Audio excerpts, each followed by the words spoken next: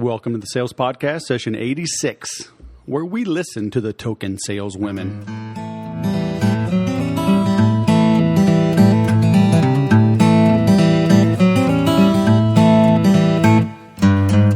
Welcome to the 86th edition of the Sales Podcast. I'm Wes Schaefer, the Sales Whisperer, your host. Today we have Miss Alice Kemper, who back around 1980 became the token saleswoman. She said she was about number 9 out of 800 at her company back in the day. She left a career as a elementary school teacher, doubled her income by taking the plunge into sales, and now she's been running her own sales training company for 31 years. So she says it's a little easier to teach salespeople than sixth graders, although they have a lot in common. So you will enjoy her nuggets and tidbits and advice in this session. Today's joke has nothing to do with sales training or teachers, but I thought it was kind of funny. You know, Colonel Sanders was having a down time at Kentucky Fried Chicken. He called the Pope and said, "Hey, I'm having a tough time. Look, I will donate $10 million if you will change the Our Father to give us this day our daily chicken instead of our daily bread." The Pope said, "Man, it's kind of interesting, and I feel for you, but I just can't make that change. That's the Lord's Prayer." So Colonel Sanders hung up. Another month goes by, another bad month, and he calls, tells the Pope, "Look, I'll give you $50 million if you make the change." Pope says, "It's tempting. We could use the money, but I can't do it." Another month of down sales, and Colonel Sanders is desperate. He calls the Pope and says, "Look, I'll give you $100 million if you'll change from give us this day our daily bread to give us this day our daily chicken." The Pope says, "I'll do it." So the next day, the Pope calls together all the bishops and the cardinals, and he says, "Hey, I've got some good news and some bad news.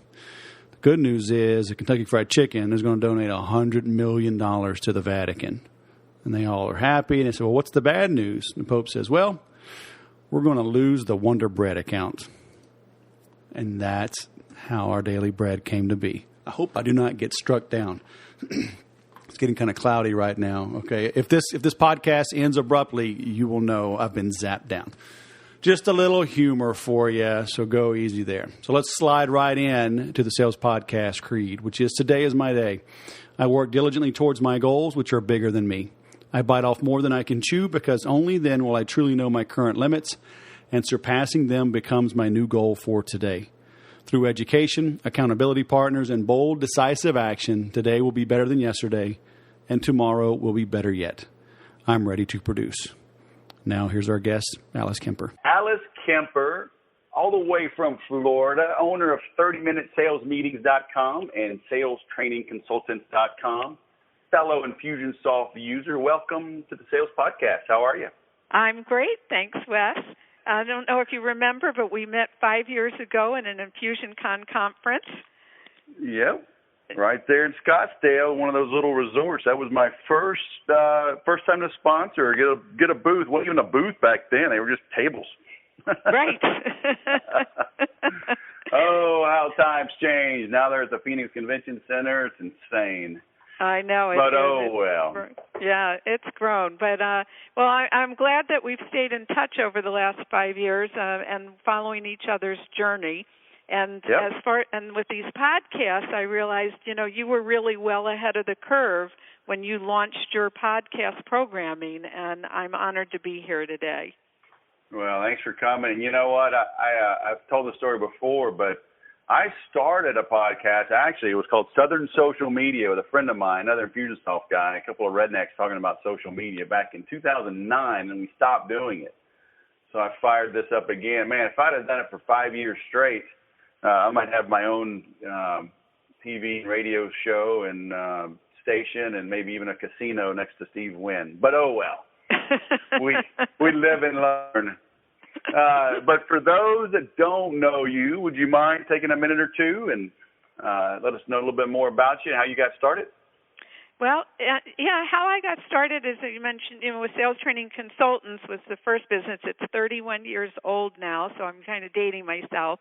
But what happened, I started out as a school teacher in the public school system, and then there wasn't any money in it. And I got hired. I was a token woman at the time and very proud of it. And out of 800 and some odd people sales staff, I was about the 9th woman hired.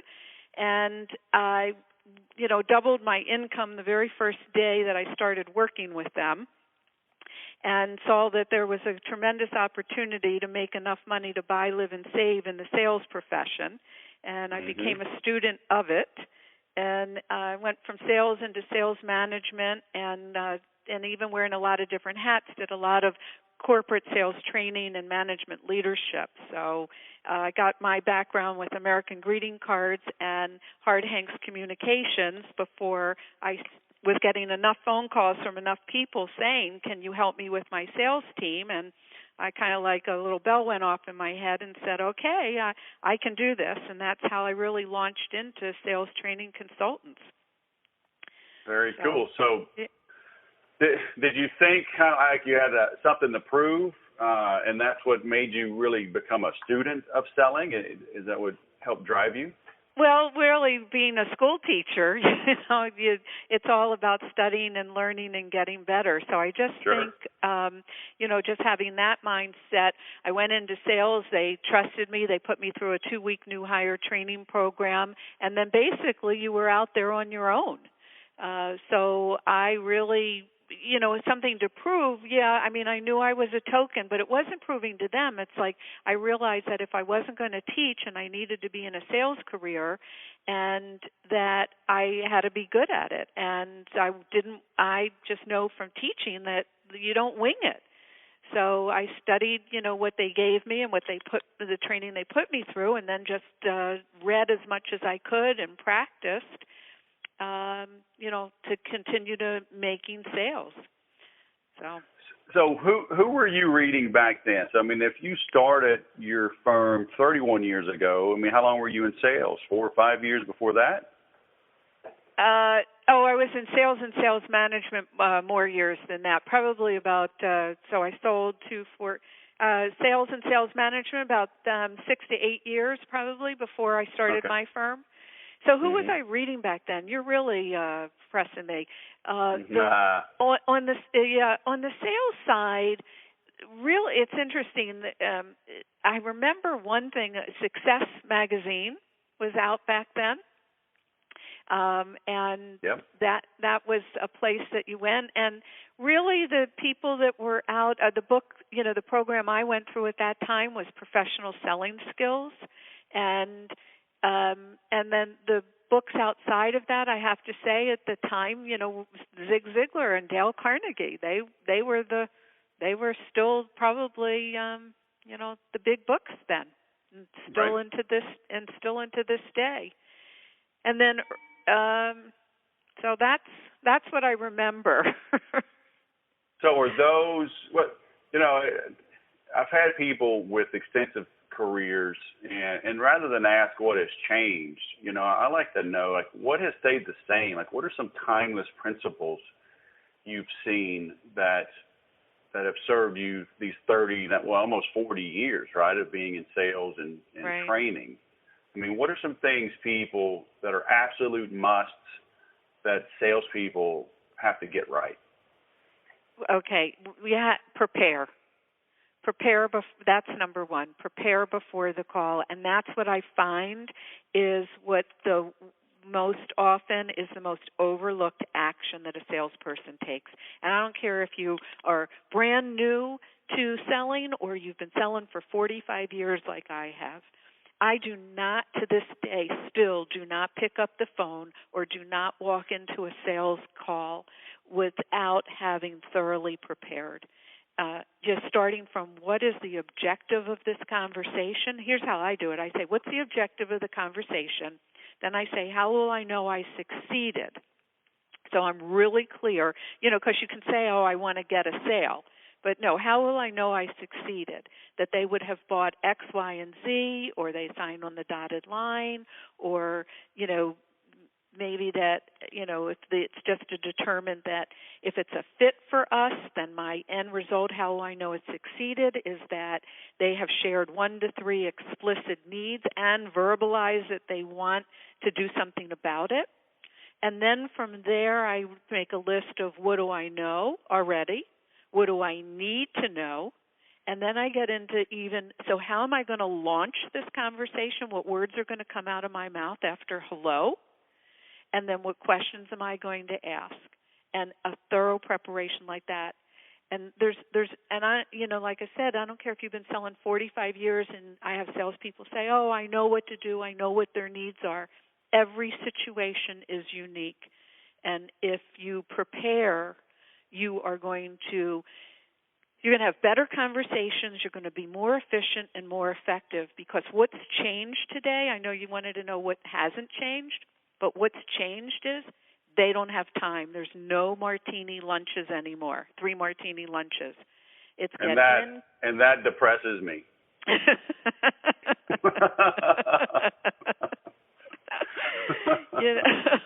So not only can you not drink, but they don't want to be your friend. They don't want to hang around with you. They want you in and out of their office. And you know what? They've learned more about you and what your product does before you ever showed up.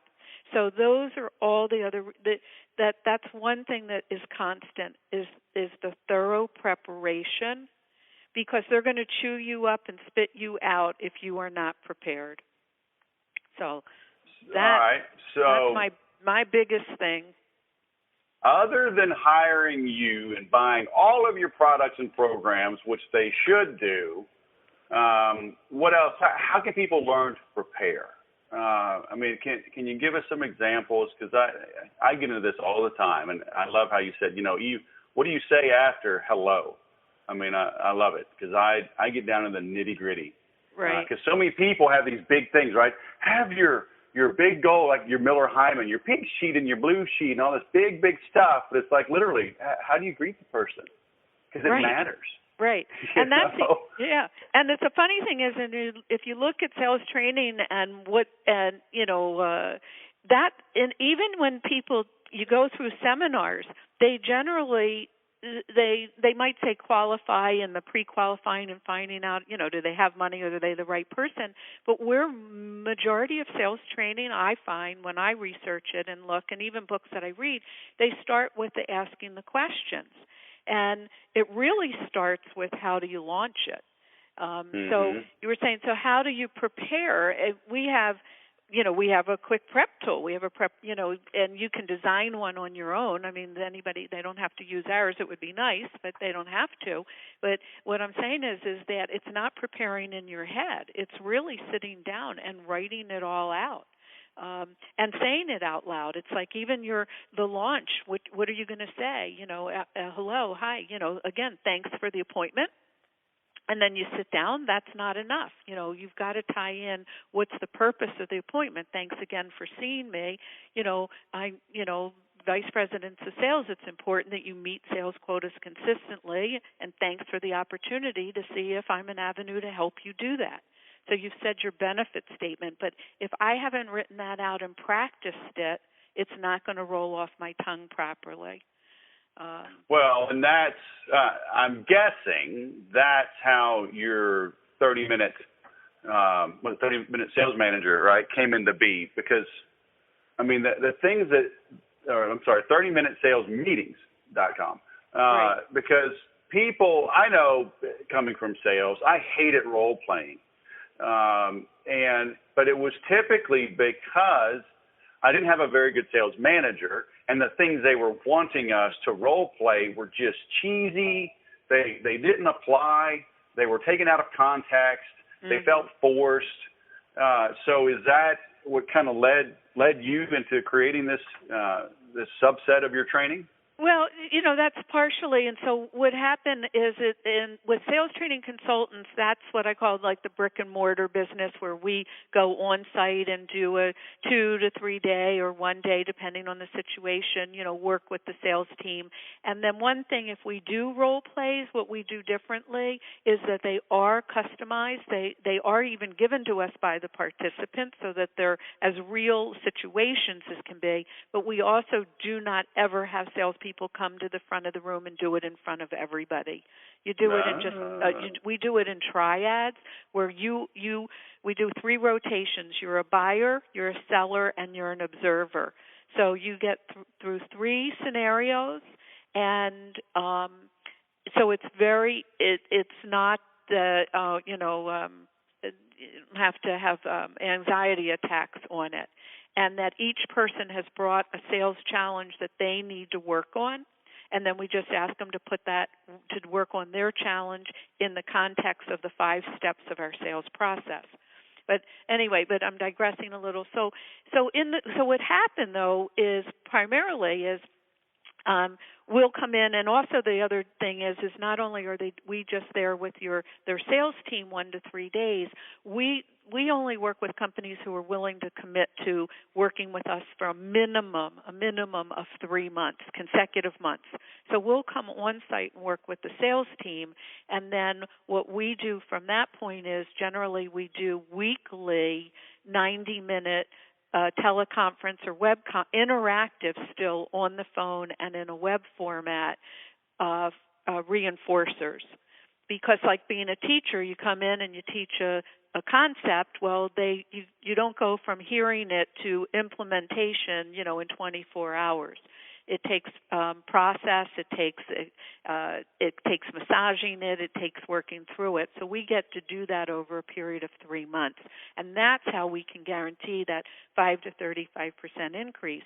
And it's like, if you owned a football team and you were going to go to the Super Bowl and you knew what date it was, would you just say, okay, guys, show up on February 4th to the Super Bowl? We finish the season in January or February, show up.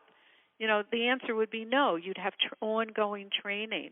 And what just floors me is that the sales profession, basically you get knighted a salesperson, and then you have to show up for the Super Bowl every single day, but you get very limited training. Yep. So there was 2 things that happened. One, our existing customers, after 3 months or even if they engage with us a year or 2, would say, what do we do when you're not here? And so that was one. And then 2, I guess my just going around and talking, and even if they weren't our client, you hear salespeople just, oh my, you're in sales training. Oh my God, I hate when my sales manager wants to do a training. They just stand up there and tell us what we should do, and you hear all the bad stuff. So what we realized is that there was a need out there to make it really easy for the sales managers, because they're not. I'm a school teacher. I know how to design training, and there are a lot of sales managers that comes innately for, but there's more sales managers that's not an innate habit, and they don't know how to do it effectively. So I said, look, we're going to give you, I'm going to give the world these done-for-you 30-minute sales meetings. So they're all written out, they have worksheets, and they're all interactive, and they're based on all of the good stuff that we do on a daily basis. So a sales manager just says, okay, I got a Monday morning sales meeting. What topic would be good for my salespeople? Okay, I want to do something on prospecting, or I want to do something on objections, or I want to do something on problem solving. They can just go pick, and if they can read, talk, and tell time, basically, all at the same time, and know how to run a copier to make copies of the worksheet, they have a highly interactive, highly effective, done-for-you sales meeting. So are you saying sales managers shouldn't show up and browbeat you over the sales pipeline and read out loud the new HR policy changes and the reduction limits and the daily per diem and expense accounts. That's not a sales meeting? It depends on what their objective is. If their objective is they don't care about meeting sales quotas that week, or that they don't care if their salespeople go to the nearest coffee shop and commiserate, So yeah, you're right. And the thing is there's managers, that's management by intimidation. And I always ask managers in our coaching course, think about your best managers or anybody that you worked for, or any activity or community service that you did. Who were the best people that you wanted to do something for? And that description that you just said on the browbeating and you didn't do this for me today, that never shows up in that description. It's always the one that encourages, that finds the best in them, that praises them, and that always wants to teach them, but in a way that they learn, not this is how I do it. And that's what we've designed is it's not this is how I do it. It's this is a best practice, and figure out the words that work for you and how to do it, but clean your cobwebs, look at it from a different perspective, get a different insight into what you're already doing. So does cold calling still work? Cold calling still works. Wow. And there's a variety of different ways to do it. You cold call through email today. You cold call through LinkedIn today. But, I work with newspaper salespeople, and they still go knock on doors every day. So it still does work. You just have to, again, we just had somebody this morning in the office walk in, and so I think that was probably a copier company, but it still works if you have prepared, if you've done your homework, if they knew who we were before we walked in the door, and they knew anything about our business, which you can find on the website. And if the salesperson had walked in with, their launch and their preparation. Right. How does somebody prepare? It's not going away. Yeah. Pardon? Amen. How does somebody prepare but not go down a rabbit hole? I mean, there's a fine line between preparing and putting off prospecting, right? Nobody likes to prospect. But you got to do it, and especially in smaller businesses, or especially when you're the salesperson and you're not in charge of marketing, you got to go out and get it done because you're not getting enough leads to hit your number, so you got to go get them on your own. How do you how do you know when you've done enough research and it's time to pull the trigger, pick up the phone, and talk to somebody? Well, you're tying a little bit of procrastination into it, and also depending on what their tribal type, as we call it, is. If they're a type of person that needs to have all the I's and all the T's dotted before they pick up the phone, it's going to take them a long time. If you're that achiever person that's jumps in and worries about the repercussions later, they're going to do it faster. So there are a lot of components that go into whether I'll pick up the phone or not. So individuals have to figure out, why aren't they eating that frog? Why aren't they picking it up? And a lot of it is because of past rejection. It didn't feel good. I didn't do it right. I got a lot of no's. I got people hanging up on me. So the preparation has to go is okay, so apparently what I did before wasn't working. So what can I do differently this time? And that's why, what am I going to say? Because if it's, hi, I'm Alice, and you're the sales manager, and I want to talk to you about sales training, I'm going to get hung up on. So you really have to, again, it's, and I'm not saying spend hours of research, but go, what's that firm doing? What's their mission statement on their website? What's important to them? Or is there anything in the news about any initiatives, if there's any triggering events? Or just that you work with companies in their business category. If you can do something like that, tying them in, I'm calling all the newspapers today because we've been successful helping newspaper salespeople do something. So if you can tag in their category, if you can't tag in their category, then just globally you help businesses do these three things.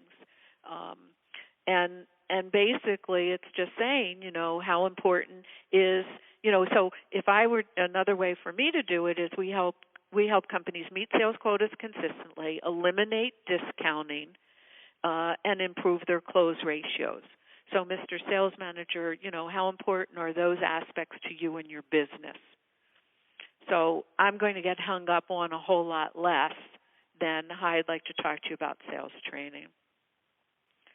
All right. So having three broad benefits that any rational company is going to want to improve one or all of those areas. But by having kind of a broad brush, it increases your odds of hitting a hot button, right? And then you conclude with a question.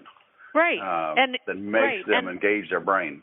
Engage them, but I'm getting them thinking specifically about their business. Now, I could do it a few ways. I could say, this is what we help companies do. How important are any of those? Or you can also do it, are those three areas important to your company, or do you have a different set of issues that keep your salespeople from meeting sales quotas consistently? Mm-hmm. But you really have to, it's important to sit down and say, what are the words? And then we do have a little, in one of the 30 minutes, it's, launching the sales conversation and how to come up with what they are and how to say them. But anybody listening today, I just gave a few examples. You just have to sit down and say, why do people buy from me? Because you solve this problem. So how do you state those problems in your opening? That you're a hero. This is what you help companies do. And the other thing you have to remember is, guess what? That company they're already buying that from somebody. Right. I already have a copier.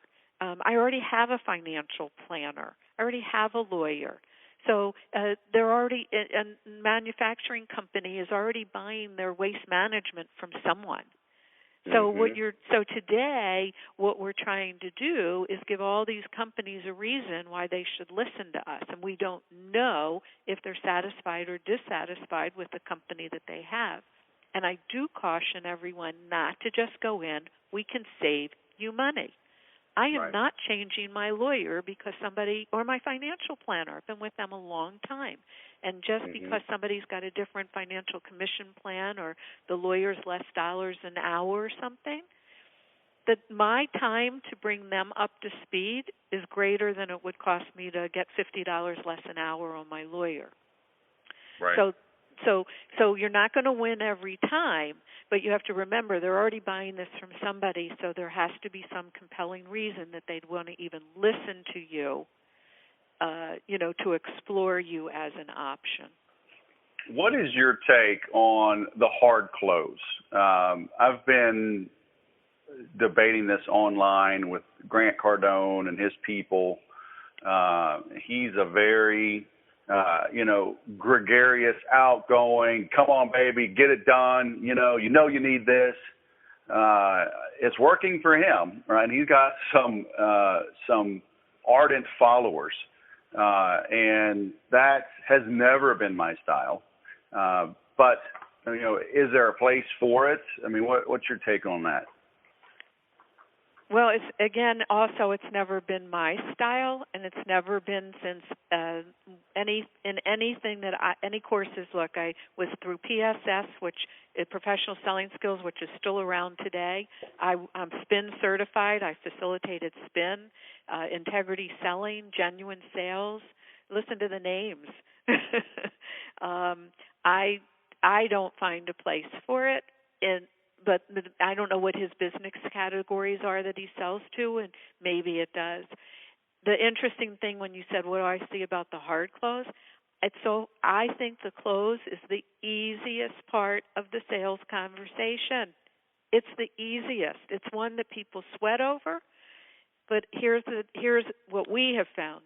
If you do all of the other steps properly, if you launch properly, if you ask the right questions, and here's the other piece, you set yourself up as a strategic business partner.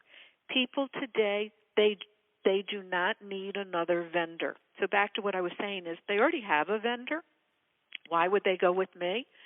or why, or you, or whoever's listening, whatever anybody's selling. The reason is because they don't need any more vendors. What the business people need today is a strategic business partner. So if you come in from the strategy side and you come in from the business consulting side, and then you take that approach, you launch it properly, you ask the right questions, you alleviate any barriers that are keeping them from buying, they turn to you and say, when can we get started? They can't sign on the dotted line quick enough. Yeah, it's funny you say that because I was listening to some of his stuff just yesterday, and actually I met with one of their salespeople over the phone. He gave me a review of their stuff, and I told him straight up, I want to see what you're doing. If you're a prospect, or if there's larger companies that can benefit from what you have, I said I'll send them your way, but I need to know what you're doing.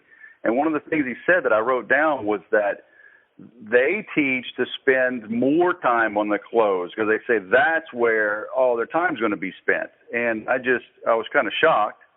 But, I look at him as a persona and as a business, and nobody can argue with his fame and fortune success. So it's resonating with somebody. Mm-hmm. But the funny thing was his salesman didn't put the hard close on me because he knew straight up. It's like, that ain't going to cut it with me. Mm-hmm.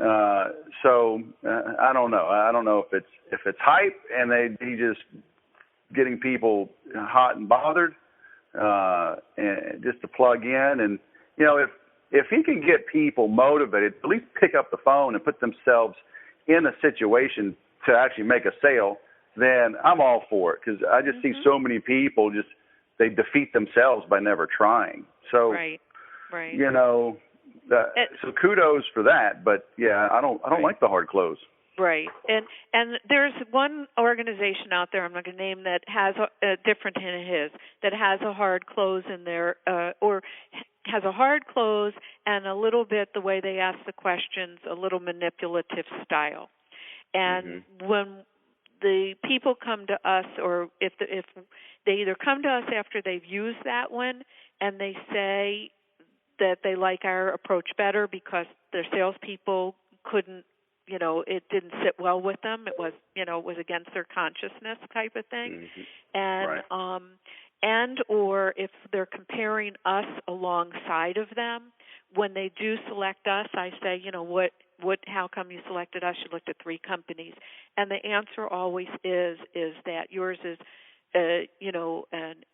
non-threatening business, strategic positioning, and, type of sale. So, look, and there's something for everybody out there then. But going back to your question then, if he's saying that that's helpful in the cold calling, the one other thing that I could add to the preparing on to make it easier for you to cold call is make a list of your best current customers and what are the qualities of them, what business category are they in, what dollar range do they buy, what's the volume of their company, number of employees, and kind of get a profile of your best customers.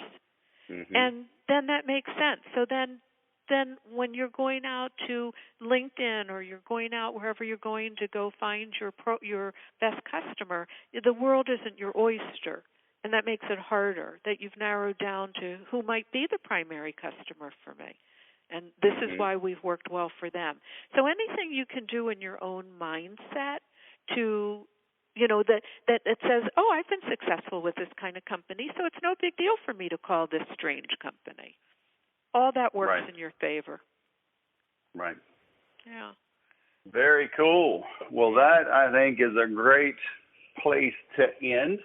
But where can people find you? Are you hanging out on Twitter or LinkedIn, or should we send them to your website, or all of the above? All of the above. On Twitter we have @BestSalesTips. Yep. And @30, the number 30, the letter M, sales meeting. And we give all kinds of sales tips, sales manager tips, and post our articles and other people's articles. So that's how you become a student of, this worked for somebody else. Let me see. Let me read it. And then the 2 websites are salestrainingconsultants.com and the number 30, minutesalesmeetings.com. Right. Very nice. Well, I appreciate you taking the time, and we will have all of these notes, and all the links can be found at the bottom of the interview. So thanks for sharing your words of wisdom on sales training. Well, thank you, Wes. It's always a pleasure catching up with you. All right. Have a great day. You too. Bye now.